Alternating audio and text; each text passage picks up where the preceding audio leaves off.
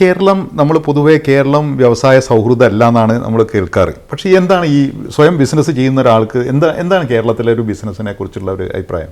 ഒന്ന്, കേരളത്തിൻ്റെ ബിസിനസ് സാധ്യതകളെ നന്നായി ഉപയോഗിക്കാനുള്ള ബിസിനസ്സുകാർ വരിക എന്നുള്ളതാണ്. ഗവൺമെൻറ് പ്രശ്നങ്ങൾ, കേരളത്തിലെ അന്തരീക്ഷം, ഇതൊക്കെ നമുക്ക് വേറെ ചർച്ച ചെയ്യാം. കേരളത്തിൽ ചെയ്യാൻ പറ്റുന്ന ബിസിനസ് സാധ്യതകളെ പഠിച്ച ബിസിനസ്സുകാരൻ വന്നു കഴിഞ്ഞാൽ, ലോകത്തൊക്കെ ബിസിനസ് ചെയ്യുന്നവരൊക്കെ മലയാളികളാണ്. നമ്മുടെ ഐക്കോണിക് ആയിട്ടുള്ള ബിസിനസ് ആരെ പറ്റി ഞാൻ പറയേണ്ടതില്ല, പ്രവാസികൾക്ക് നന്നായി അറിയാം. പക്ഷെ അങ്ങനെ നമ്മൾ കാണുന്ന പേരുകൾക്കപ്പുറം ലക്ഷക്കണക്കിന് മനുഷ്യരാണ് ഇവിടെ വിദേശത്ത് നമ്മൾ വരുമ്പോൾ ഈ റോഡുകളിൽ മുഴുവൻ കാണുന്ന ബിസിനസ് സ്ഥാപനം ഇവിടുത്തെ മലയാളിൻ്റെ വലിയ എല്ലാ മേഖലയിലും അവരുണ്ട്. അപ്പോൾ അവരെന്നും നമുക്ക് ടി വി കാണുന്നില്ല എന്നേ ഉള്ളൂ. എന്ന് പറഞ്ഞാൽ ഇതിൽ ഏറ്റവും സാധ്യതയുള്ള ബിസിനസ് ഏതാണോ കേരളത്തിൽ എന്ന് പഠിച്ച് ചെയ്യുന്ന ഒരാൾക്ക് കേരളത്തിൽ ഭയങ്കര സാധ്യത ഉണ്ട്.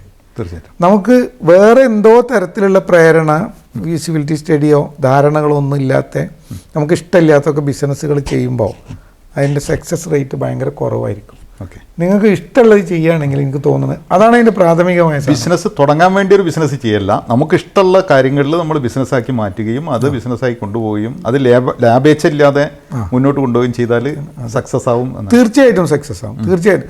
ഇല്ലെങ്കിൽ പോലും നിങ്ങൾക്ക് മറ്റൊരു ബിസിനസ് ചെയ്യാനുള്ള എക്സ്പീരിയൻസ് ആ ബിസിനസ്സിൽ നിന്ന് കിട്ടും. തീർച്ചയായിട്ടും നിങ്ങൾ പരാജയപ്പെടില്ല.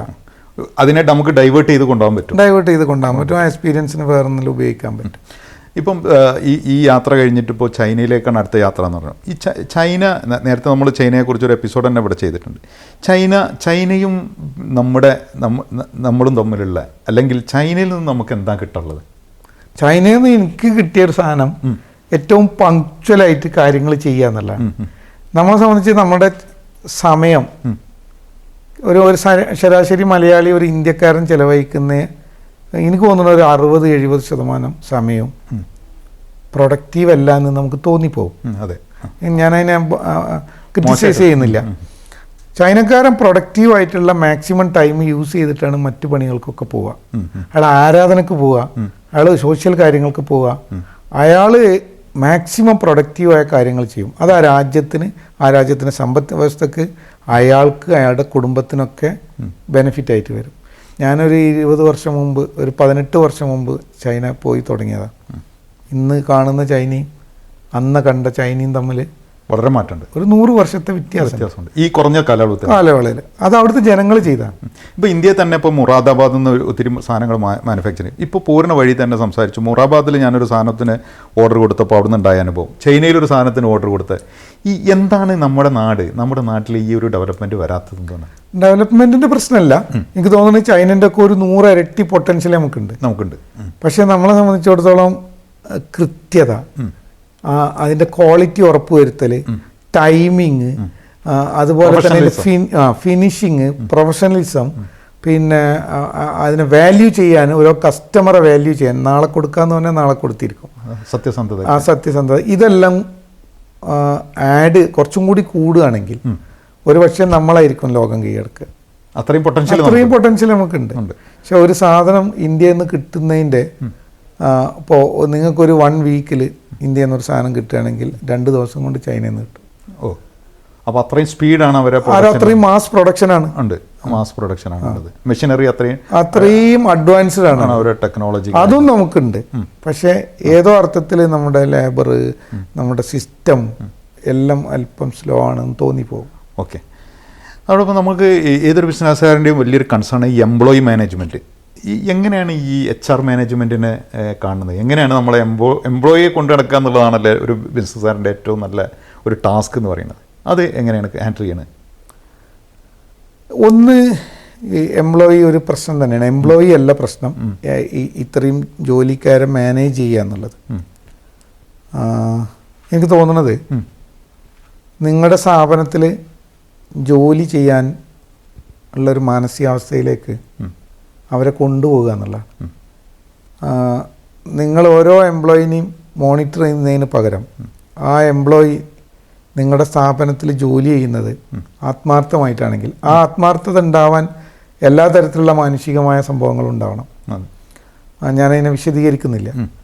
അതുണ്ടെങ്കിൽ അയാളുടെ ഇതും കൂടി ആയിരിക്കും ആ കമ്പനി. അതെ അതെ. എത്ര എംപ്ലോയീസ് ഇപ്പോൾ വർക്ക് ചെയ്യുന്നുണ്ട്? ഇപ്പോൾ 450 മുകളിൽ ജോലിക്കാർ വിവിധ മേഖലകളിൽ ജോലി ചെയ്യുന്നുണ്ട്. ഈ ജോലിക്കാരൊക്കെ നമ്മൾ മാനേജ് ചെയ്യുക എന്നുള്ളത് സിസ്റ്റമൊക്കെ കൊണ്ടുവരാം. ഇവരെല്ലാം മനുഷ്യരാണ്.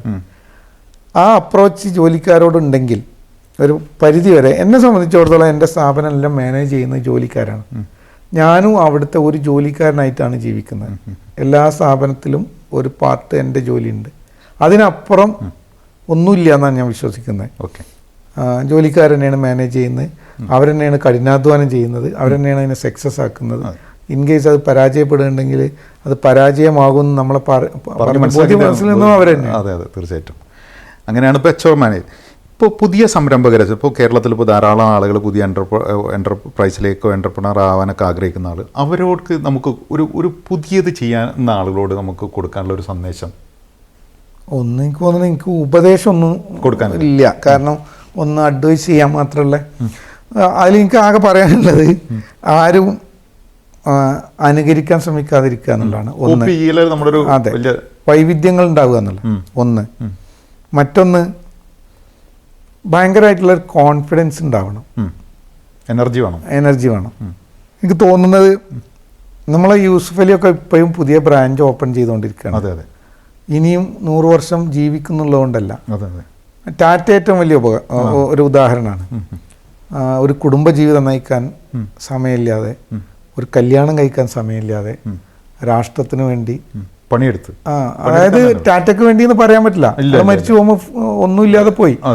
പക്ഷെ നമുക്ക് 10,000 നിത്യോപയോഗ സാധനങ്ങൾ ബാക്കി വെച്ചാ പോയത്.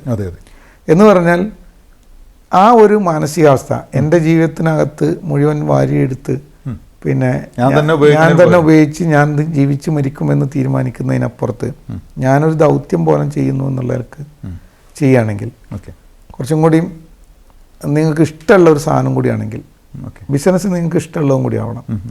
അങ്ങനെയാണെങ്കിൽ എനിക്ക് തോന്നുന്നത് അത് സക്സസ് ആയിരിക്കും എന്നാണ്. ഫൈൻ. ഒരുപാട് അവാർഡുകൾ, ഇപ്പോൾ ഗ്രീനറിയെ കുറിച്ച് തന്നെ ഒരു ഡോക്യുമെൻ്ററി ചെയ്ത് അതിന് അവാർഡ് കിട്ടിയെന്ന് പറഞ്ഞു. മകൾ നല്ലൊരു ആർട്ടിസ്റ്റാണ്, അവർ ടിസ്റ്റിലാണ് പഠിച്ചത്. അപ്പോൾ ഇതൊക്കെ വെച്ചിട്ട് ഈ എന്തെല്ലാം ഈ അവാർഡിനെ കുറിച്ചും ഒന്ന് പറയാമോ? എന്തെല്ലാം രീതിയിൽ നമുക്ക് അവാർഡ് കിട്ടിയിട്ടുണ്ട്? അവാർഡ് എന്ന് പറയുമ്പോൾ പിന്നെ ഗ്രീനറിക്ക് ഒരു നാഷണൽ അവാർഡ് കിട്ടിയിട്ടുണ്ട്. ഇപ്പോൾ ഏറ്റവും പുതുതായിട്ട് എക്കണോമിക് ടൈംസിൻ്റെ ഡിസൈൻ സ്കേപ്പ് എന്ന് പറഞ്ഞ അവാർഡ് അതിന് കിട്ടി. പിന്നെ ഗോൾഡ് ലീഫ് അവാർഡ് കിട്ടിയിട്ടുണ്ട്. അവാർഡ് എന്നുള്ളതിൻ്റെ അപ്പുറത്ത് ഞാൻ സ്വകാര്യമായി ഉണ്ടാക്കിയ ഒരിടം ജനങ്ങൾ അറിയുന്നത് ആ അവാർഡിലൂടെയാണ്. അതെൻ്റെ പേഴ്സണൽ സ്പേസ് എന്നുള്ളവർക്ക് ഡെവലപ്പ് ചെയ്താണ്. അപ്പോൾ ആ അർത്ഥത്തിലാണ് അവാർഡ് ഉപകാരപ്പെടുക എന്നുള്ളതാണ് ഞാൻ മനസ്സിലാക്കുന്നത്. ഓക്കെ. അതുപോലെ ഈ ഗ്രീനറിയിൽ ആർക്കൊക്കെ അക്കോമഡേറ്റ് ചെയ്യാൻ, ജനങ്ങൾക്കൊക്കെ എങ്ങനെ അവിടെ എത്തിപ്പെടാം, അതിനെക്കുറിച്ചൊന്ന് പറയാം. ഗ്രീനറി ഒരു കോമൺ എൻട്രി ഉള്ള അല്ലെങ്കിൽ കാഷ്വൽ എൻട്രി ഉള്ള സ്പേസ് അല്ല, പ്രൈവറ്റ് എൻട്രി ആണ്. നിങ്ങൾക്ക് വരാൻ ആഗ്രഹം ഉണ്ടെങ്കിൽ നിങ്ങൾ എന്തിനു വരുന്നു, നിങ്ങൾക്ക് ഇങ്ങനത്തെ ഒരു ഇടം ഇഷ്ടമാണോ എന്നൊക്കെ നോക്കിയിട്ട് നിങ്ങൾക്ക് ബൈ ഓൺലൈൻ ബുക്ക് ചെയ്ത് വരാവുന്നതാണ്. അവിടെ വർക്ക്ഷോപ്പുകളുണ്ട്, വിവിധ തരത്തിലുള്ള വർക്ക്ഷോപ്പുകളുണ്ട്. അപ്പോൾ നിങ്ങൾക്ക് ഇഷ്ടമുള്ള വർക്ക്ഷോപ്പിൽ വരാം. അവിടെ ടോപ്പിക്കൽ വാക്ക് ഉണ്ട്, 1 ഡേ നിങ്ങൾക്ക് ഇതിനെക്കുറിച്ച് പഠിക്കാൻ വേണ്ടി അവിടെ വരാം. നിങ്ങൾക്ക് സ്റ്റേ ഉണ്ട്, എന്നാൽ പോലെ ഒരു റിസോർട്ട് കൺസെപ്റ്റിലുള്ള സ്റ്റേ അല്ല, നേച്ചറിനകത്ത് താമസിക്കണം താല്പര്യമുള്ളവർക്ക് വരാം. ഓക്കെ, തീർച്ചയായിട്ടും. ഈ വളരെ ഡിഫറെൻ്റ് ആയിട്ടൊരു ചോദ്യം ചോദിക്കണമെന്ന് ആഗ്രഹിക്കുകയാണ്. എന്ന് വെച്ചാൽ ഈ കരിപ്പൂര്, കൊണ്ടോട്ടി ഈ ഒരു പ്രദേശത്താണല്ലോ ഒരു ജീവിതവും നമ്മുടെ ബാല്യവും യൗവനമൊക്കെ ഉണ്ടായത്. ഈ ഒരു ഏരിയയുടെ ഒരു കൾച്ചറൽ, കാരണം അതിനെക്കുറിച്ചുള്ള ഒരു പുസ്തകം തങ്കാരം എന്ന് പറയുന്ന പുസ്തകങ്ങളൊക്കെ അവിടെ സ്വയം പ്രസിദ്ധീകരിച്ചിട്ടുണ്ട്.